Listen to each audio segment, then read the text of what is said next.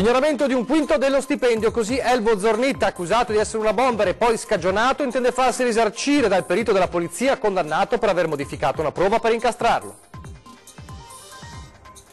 Continua la polemica di una parte degli avvocati veneziani contro il protocollo per il ricorso dei migranti che prevede il certificato medico per gli assistiti. Oggi un incontro per decidere eventuali azioni di protesta. 65enne malato di SLA, da 5 anni sceglie il fine vita e la sedazione palliativa in un hospice di Campo San Piero, ad annunciarlo la figlia.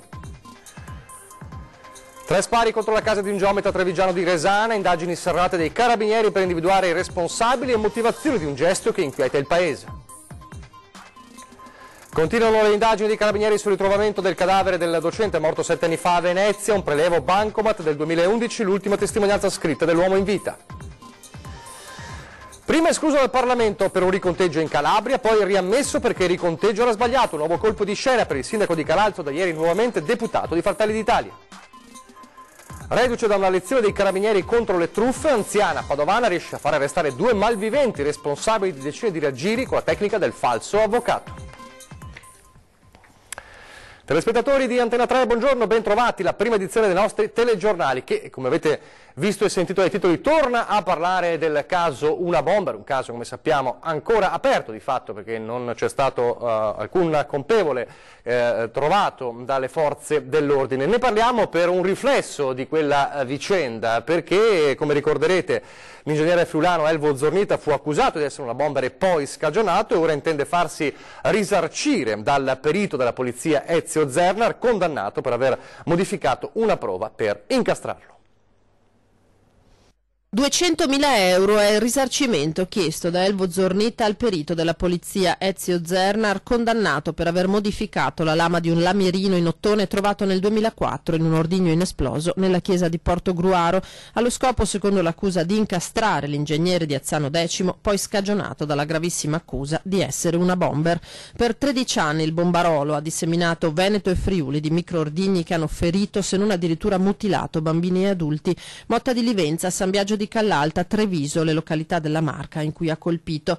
Zernar, originario di Piove di Sacco, è stato condannato nei 3 gradi di giudizio a 2 anni di reclusione con pena sospesa per violazione della custodia, falso ideologico e frode processuale. Il giudice aveva stabilito una provvisionale di 200.000 euro e il rimborso di altri 100.000 per le spese legali, mai incassati. Da qui l'iniziativa dell'avvocato Maurizio Paniz di chiedere il pignoramento di un quinto dello stipendio del poliziotto per ripagare Zornitta delle conseguenze dell'inchiesta, la perdita del lavoro e il gravissimo danno d'immagine. La prossima udienza è fissata per il 9 maggio. Sulla decisione dei giudici peserà il dubbio espresso dalla Cassazione che l'alterazione del lamierino non sia stata volontaria ma casuale. Adesso torniamo a parlare della polemica sul protocollo per il ricorso dei migranti, polemica scoppiata a Venezia con i giudici che chiedono il certificato medico in aula degli assistiti. Ebbene, la protesta di una parte degli avvocati veneziani, ne abbiamo parlato ieri, sentiamo quali sono le ultime novità in diretta telefonica dalla nostra Tiziana Bolognani. Tiziana.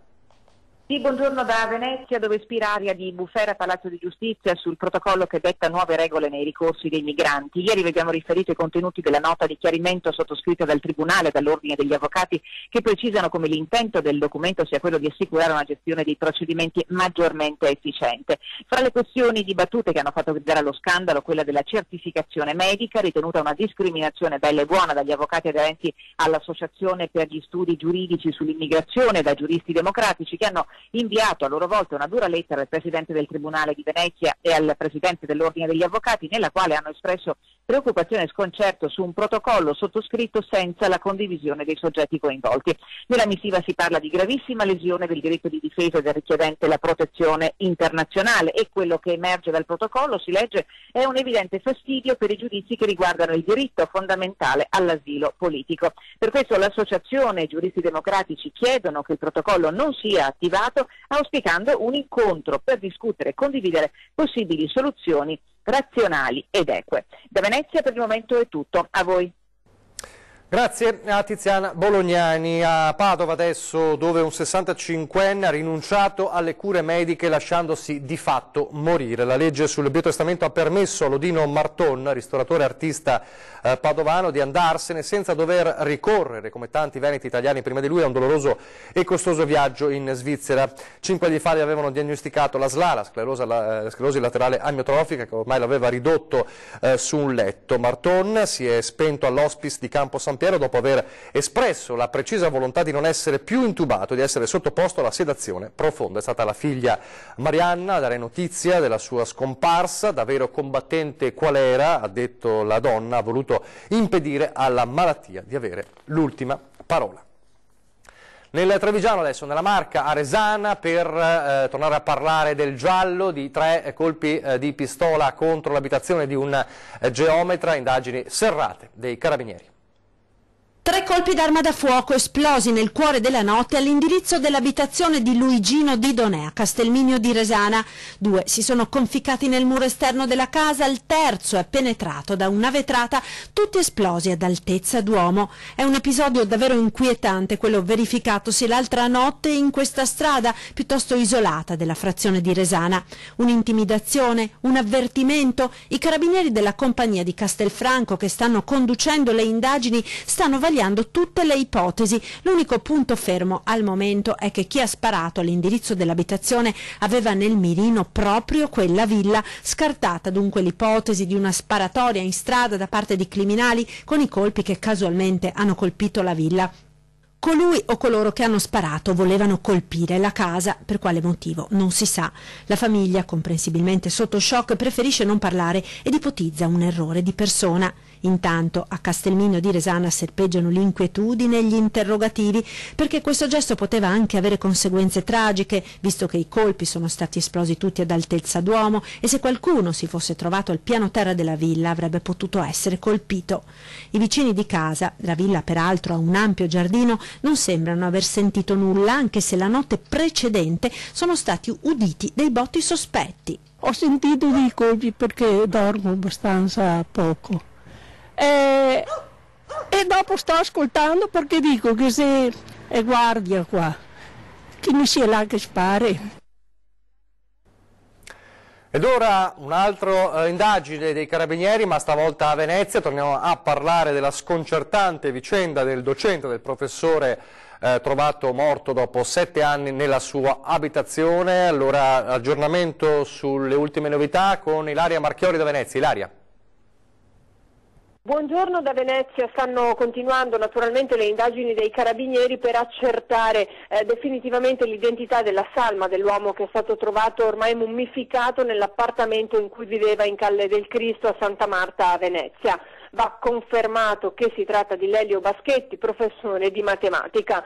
Risulta un ultimo prelievo che lui ha effettuato al bancomat nel settembre 2011. Dopo quella data non ci sono più sue notizie. Nel portafoglio uno scontrino certifica proprio quell'ultimo prelievo insieme ad una parte del denaro. E forse proprio quella la data in cui è morto. Baschetti viveva da solo e prima di morire era riuscito anche a spendere circa 300 euro per le sue spese personali. Ed è su questi conti e su questi ultimi suoi movimenti che stanno indagando i carabinieri di Venezia per ricostruire le ultime fasi della sua vita, che nel 2011 aveva 68 anni. I militari nel frattempo sono anche riusciti a sentire la sorella dell'uomo, Illiria Baschetti, che vive a Lido, ma con il fratello dice non ci sentivamo da 10 anni. Siamo stati dai carabinieri, continua, e vogliamo essere lasciati in pace, ha detto a chi dei giornalisti è andato a sentire la sua voce. Baschetti, lo ricordiamo, era stato anche cancellato dall'anagrafe proprio a 2 anni, dal 2011, ma intanto l'INPS ha continuato a versare la pensione sul suo conto corrente, che adesso è stato per forza di cose sequestrato. Al momento questi sono tutti gli aggiornamenti sul caso dell'uomo che è stato ritrovato mummificato nel suo appartamento a Santa Marta. Restituisco la linea allo studio. Grazie Ilaria Marchiori. Adesso invece da Federico Fusetti a Padova per la polemica molto accesa per un evento sulle foibe previsto all'ESU di Padova, un evento annullato, addirittura ci sono state minacce di morte. Sentiamo Federico. Buongiorno da Padova, polemiche e discussioni dai toni accesi sulla prevista presentazione di un fumetto che ripercorre anche la vita di Norma Cossetto, studentessa del Bo, uccisa dai partigiani nel 1943. L'annunciata presentazione, che avrebbe affrontato il tema delle foibe, sarebbe stata però duramente contestata da alcuni gruppi di studenti che hanno chiesto un confronto con il direttore dell'ESU, l'ente regionale per il diritto allo studio universitario, che in un primo momento aveva concesso l'uso di una sala. Ma le tensioni, la polemica e i colloqui con la questura hanno indotto lo stesso direttore dell'ESU, Stefano Ferrarese, ad annullare l'evento per abbassare i toni. Immediate le prese di posizione di molte associazioni e di esponenti politici. Il Comune non si è espresso, essendo l'ente universitario, mentre è stata la replica dell'assessore regionale Elena Donazzani in difesa dell'iniziativa. Fratelli d'Italia invece in mattinata ha effettuato un sit-in di protesta davanti all'università. Per il momento da Padova è tutto, linea allo studio. Grazie anche a Federico Fusetti. Dalla polemica politica alla politica e alla vicenda ormai quasi kafkiana e surreale del sindaco di Calalzo, Luca De Carlo, esponente di Fratelli d'Italia. Avevamo raccontato qualche giorno fa della sua esclusione dal Parlamento per un riconteggio avvenuto in Calabria che aveva avuto effetto domino anche in Veneto. Ebbene, ieri un nuovo colpo di scena perché De Carlo è stato riammesso di fatto al Parlamento. C'è un verbale di ieri 20 marzo delle 18:38 della Corte d'Appello che mi proclama eletto e quindi dovrebbe essere conclusa questa vicenda. Usiamo sempre il condizionale perché qui ormai ne abbiamo viste di cotte e di crude, per cui fino a che non mi registro e fino a che non vado a votare per il Presidente delle Camere preferisco essere cauto nel massimo ottimismo. Pasticcio all'italiana, ingrediente principale la più micidiale delle leggi elettorali, il Rosatellum, condito da una buona dose di confusione. Si può essere eletti per 12 giorni, poi non più eletti e infine di nuovo eletti? Certo, chiedete per conferma a Luca De Carlo, sindaco di Calalzo, che da ieri è di nuovo un deputato di Fratelli d'Italia, perché il caso Calabria si è ribaltato un'altra volta. Un riconteggio in quella regione aveva spostato 4.000 voti da Forza Italia al partito di Giorgia Meloni, assegnando un seggio in più alla compagine nella persona di Fausto Orsomarso. E l'effetto domino era arrivato in Veneto. Stop a De Carlo, diventato il primo dei non eletti, e seggio di Treviso Belluno al leghista Giuseppe Paolin, tanto che ieri l'esponente del Carroccio era a Roma per registrarsi tra i neodeputati. De Carlo aveva definito la situazione in modo lapidario. Fredato con un colpo alla nuca quando pensavo ormai di avercela quasi fatta. E invece no. Protesta di Forza Italia in Calabria, nuovo riconteggio e la Corte d'Appello di Catanzaro ammette: scusate, abbiamo sbagliato. Il seggio aspetta a Forza Italia e non a Fratelli d'Italia. Quindi fuori Orsomarso in Calabria e dentro di nuovo De Carlo in Veneto. Io ho chiamato la mia campagna elettorale una montagna elettorale, perché era in salita. Non avrei mai pensato che fossero più di una, cioè una salita, una discesa, una salita, una discesa. Ho vissuto 5 giorni come in un frullatore. Se il finale è lieto, tutto bene. Certo che le mie coronarie sono state messe a dura prova, questo sicuro. Tutto a posto? Sì, a meno di nuovi improbabili colpi di scena. E Paolin fuori, dopo aver assaggiato l'aria di Roma. De Carlo promette che telefonerà all'esponente del Carroccio per solidarietà, perché dice: l'unico che può sapere cosa prova sono io. Un De Carlo di nuovo sulla cresta dell'onda, nonostante il pasticcio all'italiana. L'insegnamento è che nella vita non bisogna mai mollare, che quando sembra che tutto sia perduto alla fine ce la fai. E adesso dalla politica nazionale alle amministrative, un passo importante, una svolta importante ieri. Parliamo di amministrative a Treviso perché cade il veto di Giancarlo Gentilini al candidato del Carroccio Mario Conte. L'ho accettato, dice, dopo spianando così la strada al suo rientro nella coalizione di centrodestra nella ormai nota superlista Zaia Gentilini. Mi sono messo a disposizione perché l'obiettivo è quello di mandare a casa Manildo e ho accettato la candidatura a sindaco di Mario Conte. Poche battute che sparigliano ancora una volta la partita. Non vuole fare dichiarazioni a microfono Giancarlo Gentilini, ma dal suo quartier generale lascia ai cronisti il compito di riferire la notizia. Cade il no finora categorico dello sceriffo sul candidato scelto dalla Lega. Gentilini è pronto a correre nella superlista che dovrebbe portare il suo nome e quello del governatore Zaia. Non è disposto a svendersi però, né a svendere i suoi uomini. Non è un mistero che si aspetti un posto in giunta, non per se stesso ma più probabilmente per quello che sarebbe stato il candidato in caso di coalizione autonoma, Sandro Zampese. A 20:10 così Conte ha commentato il ticket Zaia Gentilini, a cui ha dato il suo assenso anche il segretario nazionale Gian Antonio D'Arè. Noi puntiamo a vincere al primo turno. Al primo turno?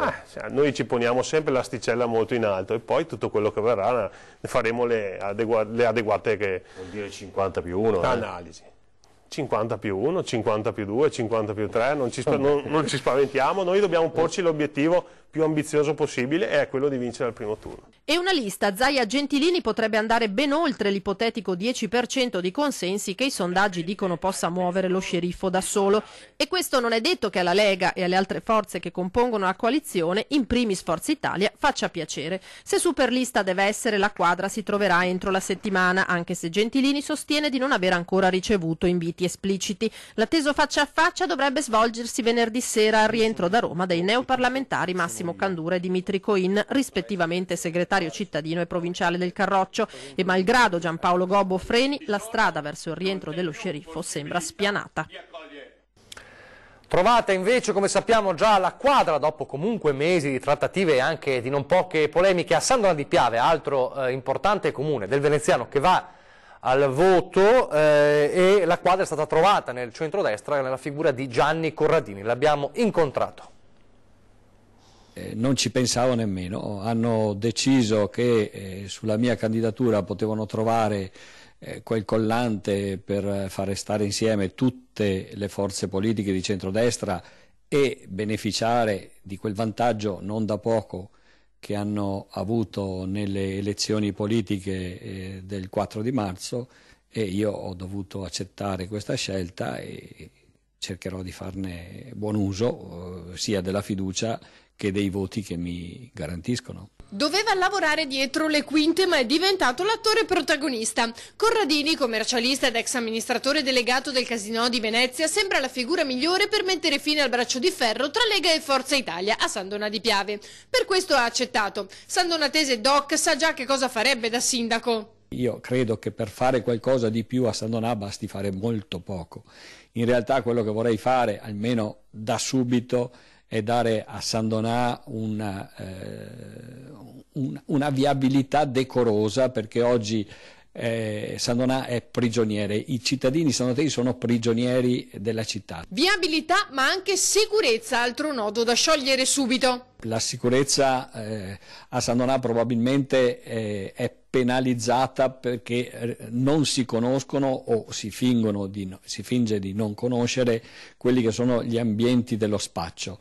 Ora, questo è uno dei problemi, ma ripeto, sono tantissimi. Ma perché esistono questi problemi? Probabilmente chi ha gestito la città fino ad oggi non la conosce, e questo è un grave handicap per un'amministrazione comunale.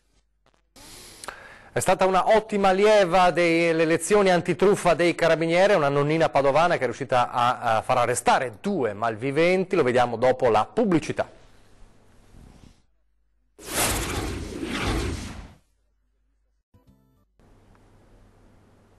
Rieccoci in studio, prima edizione del nostro telegiornale. Dunque, grazie a una 74enne padovana, i Carabinieri sono riusciti ad arrestare 2 truffatori seriali. Vediamo. Truffavano gli anziani e poi se ne vantavano sui loro profili social, esibendo foto e selfie di mazzette di soldi, gioielli, cene al ristorante, corse in motoscafo. 2 pregiudicati hanno fatto male i loro conti quando si sono presentati alla porta di una signora di 74 anni, nonna sì, ma attenta a tutto, che aveva seguito senza perdere una parola le lezioni dei Carabinieri nel centro anziani del suo paese. Grazie a quanto ascoltato all'arrivo dei 2 uomini, la nonna ha capito quanto le stava accadendo e senza esitare ha avvisato i Carabinieri del Comando Provinciale di Padova, che sono riusciti così ad arrestare e assicurare alla giustizia i 2 pericolosi pregiudicati. Nella Marca di nuovo adesso presentato a Oderzo il Comitato Melograno, che riunisce insieme 4 associazioni che si occupano di tipi diversi di disabilità per avere più forza insieme.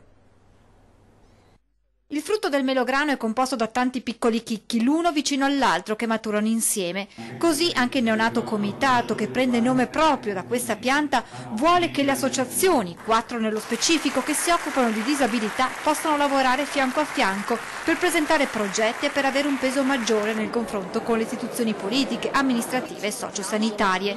Contare di più là dove si decide anche attraverso i propri rappresentanti. Io credo che ormai i tempi siano maturi perché le decisioni che ci riguardano vengano prese da parte degli organi preposti anche assieme a dei nostri rappresentanti, e per questo è di fondamentale importanza che gli organi politici, che sono consigli comunali, provinciali, locali o le istituzioni sociosanitarie, siano composte abbiano anche una quota di persone che vivano la disabilità o la non autosufficienza. Quasi 500 persone, oltre 15 sindaci alla presentazione del Comitato Melograno, che ha regalato diversi momenti emozionanti.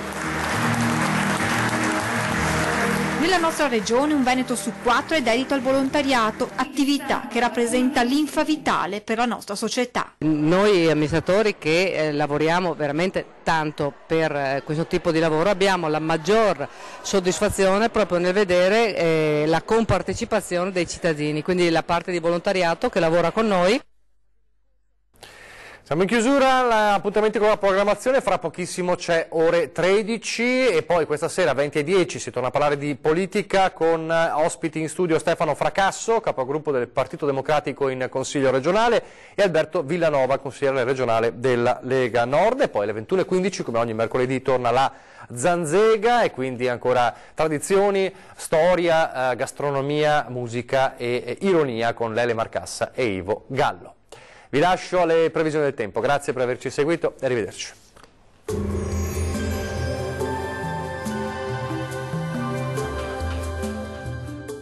Termoidraulica Susin. Se compri una caldaia, in omaggio il condizionatore. Termoidraulica Susin a 0 branco.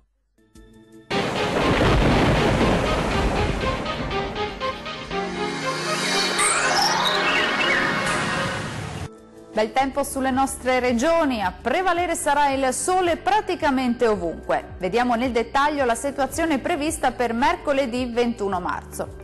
Bella giornata di sole sul Veneto, la nostra grafica ci mostra un ampio soleggiamento su tutti i settori. Il cielo infatti si presenterà poco o parzialmente nuvoloso ovunque, con qualche innocuo addensamento. Le temperature risulteranno essere in aumento, le minime saranno comprese tra -1 e 0 gradi, massime tra 6 e 9 gradi circa. Spostiamoci ora a vedere la situazione del Friuli Venezia Giulia, più nubi al mattino con cielo anche coperto, ampiamente soleggiato col passare delle ore, con il cielo che sarà al massimo poco nuvoloso. Temperature minime tra -1 e 0 gradi, massime comprese tra 6 e 9 gradi circa. Raggiungiamo infine il Trentino Alto Adige. Prevalenza di sole, il cielo si presenterà sereno o al massimo poco nuvoloso ovunque. Temperature minime tra -1 e 0 gradi, valori massimi compresi invece tra 6 e 9 gradi. Dal meteo di Antenna 3 per ora è tutto, arrivederci al prossimo aggiornamento.